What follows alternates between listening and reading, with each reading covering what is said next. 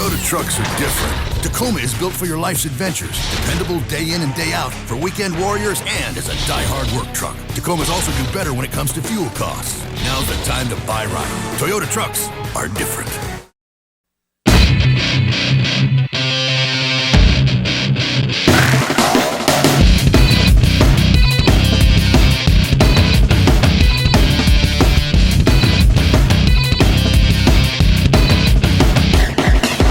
Inside PressBox is presented by Friedmont Mortgage. Don't make a 30-year mistake by choosing the wrong lender. Go to Friedmont.com now for all of your mortgage needs. And welcome to a very special edition of Inside PressBox. You know, in the past 8 days, we've had both the induction of Raven great Jonathan Ogden into football's Hall of Fame, and then almost 45 years to the day from his induction as the first Baltimore Colts Hall of Famer in 1968, the death of larger-than-life Artie Donovan. We'll sample some fans' thoughts on Artie out on the street. We'll also talk to former WJZ sportscaster John Buren. Locally, it was the nearly 15 years that John had Artie hold court with him on WJZ's Friday sportscast that served as our up-close reminder of what a lovable local legend number 70 was. But first, speaking of local legends, another one of those larger-than-life figures stopped by earlier this week to discuss two of his favorite topics combined: kids and playing baseball, as in playing the Cal Ripken World Series baseball, going on now in Aberdeen through August 19th. Incidentally, this is the 10th year the event has been held at the Ripken Stadium complex. We chatted earlier with Cal. Happy to have an old friend, Cal Ripken Jr., here to talk a little bit about some baseball and some kids playing baseball. Two of your still favorite things. Actually, watching kids play baseball now has almost become my number one thing. But, yeah, staying involved in baseball after my playing career and really pouring in what you learned from Cal Sr. and your own experiences to try to give kids an experience and kind of promote the sport. I love that. And our World Series up in Aberdeen brings the whole world right there. And there's no better way to promote, kids having fun and playing baseball. These are the elite 12s. These are the best kids in the world, and the caliber of play is fantastic, but we do present it as an experience. It is a competition, but we want to make sure all the kids enjoy the cultural experience and have fun doing it. This is the 10th year that the event will be held up in Aberdeen. Talk about how Aberdeen has sort of wrapped its arms around this tournament.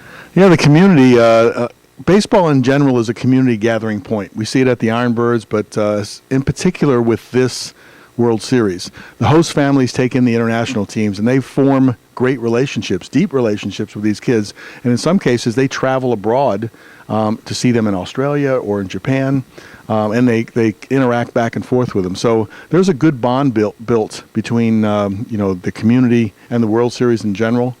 And They continue to come out. We've gotten a little bit better each year. We've built the event bigger and bigger. This year we have a full-fledged carnival that's all the way around it with 24, 25 rides, I believe, 110-foot towers, Ferris wheels.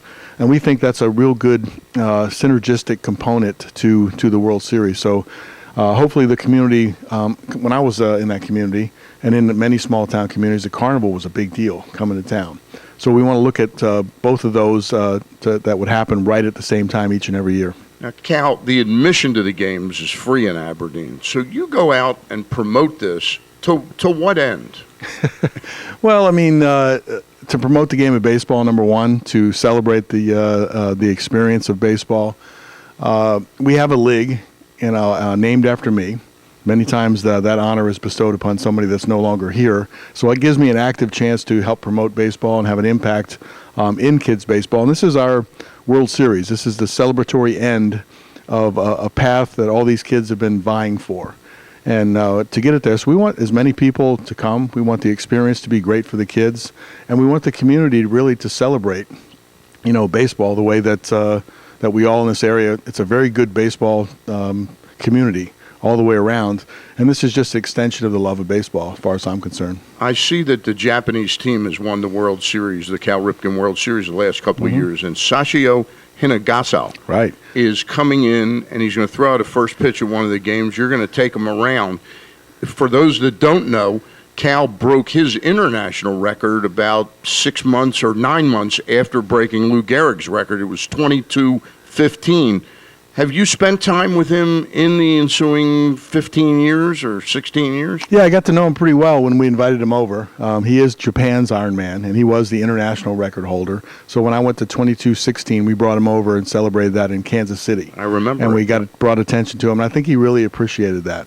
Since then, we've gone to Japan on a tour for the State Department to spread goodwill. And really use baseball as a little bit of a distraction to some of the horrific things that happened in the tsunami and the earthquake over there. But Sashio came out, volunteered his time, was very good in the clinics, has a spirit about him that really loves kids as well. So this time he's going to accompany the Japanese team over. And I thought I'd show him around in town. The Orioles are out of town, so I think I'll run him down to see a game with the Nationals. And let him have a little fun while he's here. But he's going to be here basically. He'll throw out the first pitch in our World Series as well. But there's not too many people that you get a chance to have a conversation with. And I have to do it through an interpreter because my Japanese is not good and his English is great. But to discuss really why you did it, how you played in all those games, and what was your motivation. And the more I talk to him, the more I find out that his motivation was very similar to mine. It's a sense of responsibility to your team. And then you just had the ability to play that much, and you just showed up to want to play. So it's great to have those conversations. You had a sense of responsibility to your team, but I have to ask you a question. In light of biogenesis, I'm writing a piece for PressBox about it, a column. It's been 20 years since Charles Barkley uttered those words in the Nike commercial, "I'm not a role model." Do you think he could have foreseen how much athletes really can be role models, Cal? Well, I mean, I guess it's a matter of how you define role models. As a baseball player, you have an opportunity to have a positive influence. So if you look at it that way, we're all imperfect. We all do things. We all make mistakes. We all yell at umpires. We all get thrown out of the games. There's things that you're not proud that you do. But if you think about it, as a baseball player, remember how you felt when you looked up to those baseball players. And then when you become one, you have a chance to have a positive influence on somebody. When I had a chance to sign an autograph, and you could see the face of a kid's just light up, and it was the most important thing to him, and he really loved the experience of being around the game, that's a power that you want to do over and over again.